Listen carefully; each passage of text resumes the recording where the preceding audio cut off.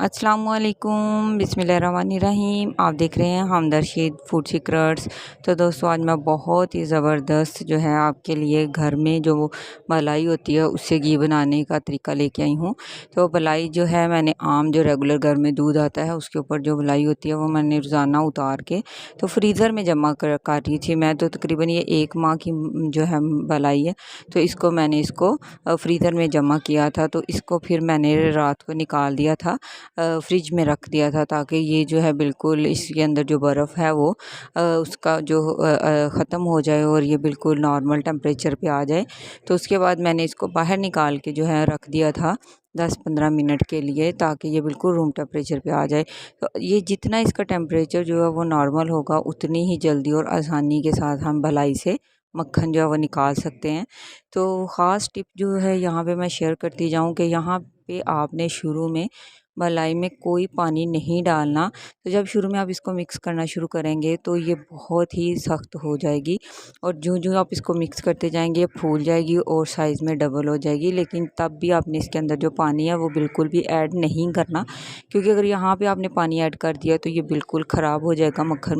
दूध और मक्खन और पानी सब कुछ जो चीज़ें हैं मिक्स हो जाएंगी।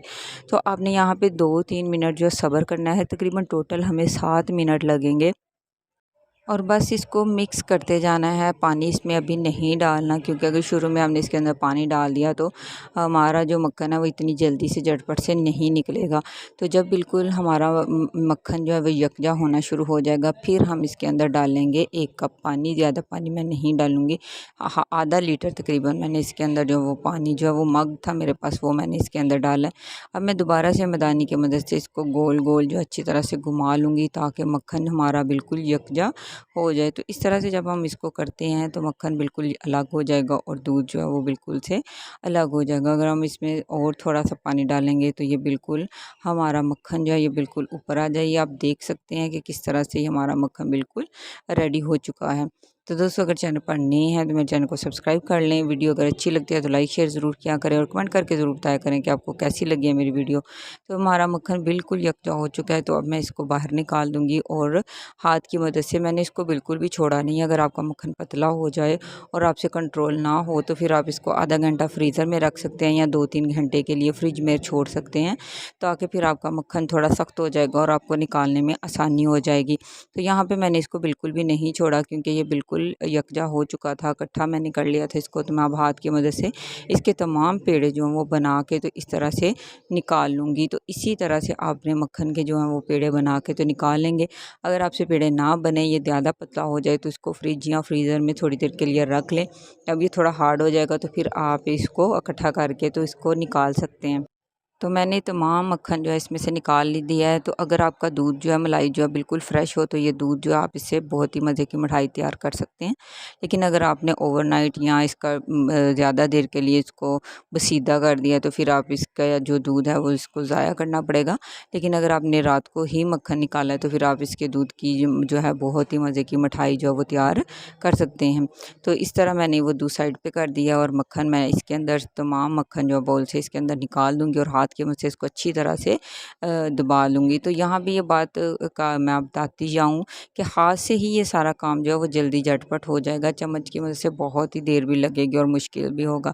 तो देखिए माशाल्लाह अल्हम्दुलिल्लाह हमारा सारा जो मक्खन है एक बहुत बड़े पेड़े की सूरत में आ चुका है। तो इसको अब मैं जलाऊँगी चूल्हा और उसके ऊपर रख दूँगी। तो यहाँ मैंने शुरू में 3 से 4 मिनट जो है फुल हाई फ्लेम पे मैंने इसको रखना है, और पास ही खड़े रहना, अपने इसको छोड़ के जाना नहीं। वरना जिस तरह चावल उबलता है और दूध उबलते हैं तो इसी तरह से आपका ये मक्खन जो है ये भी उबल जाएगा और सारा ज़ाया हो जाएगा। तो शुरू में मैंने इसकी आंच तेज़ रखी थी, फिर मैंने बिल्कुल धम वाली आंच कर दी थी 10 मिनट के लिए। तो अभी हमारे 10 मिनट हो गए हैं, तो ये बिल्कुल माशाल्लाह हमारा घी जो है ऊपर आना शुरू हो गया। तो मज़ीद इसको 5 से 10 मिनट धम वाली आंच पे रखेंगे, और साथ साथ हम इसको हिलाते जाएंगे, ताकि जो हमारा इसके नीचे दूध जमा हुआ है तो वो साथ साथ ही हम इसको हिला देंगे, वरना पैन के साथ ये चिपक जाएगा और बहुत ही मुश्किल से उतरेगा।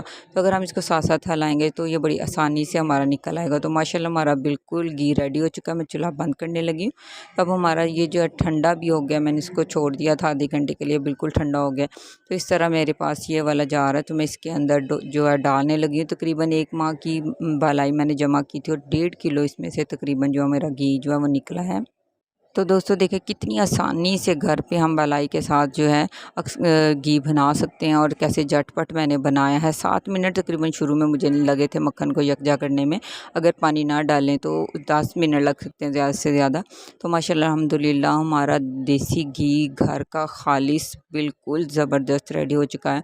अब इसके साथ पराठे बनाएं, दाल को तड़का लगाएं, जैसे भी आप इसको चाहें यूज़ कर सकते हैं। तो दोस्तों अगर चैनल पर नए हैं तो चैनल को सब्सक्राइब कर लें। वीडियो अगर अच्छी लगती है तो लाइक शेयर ज़रूर किया करें और कमेंट करके ज़रूर बताएं। Thanks for watching. अल्लाह हाफिज़।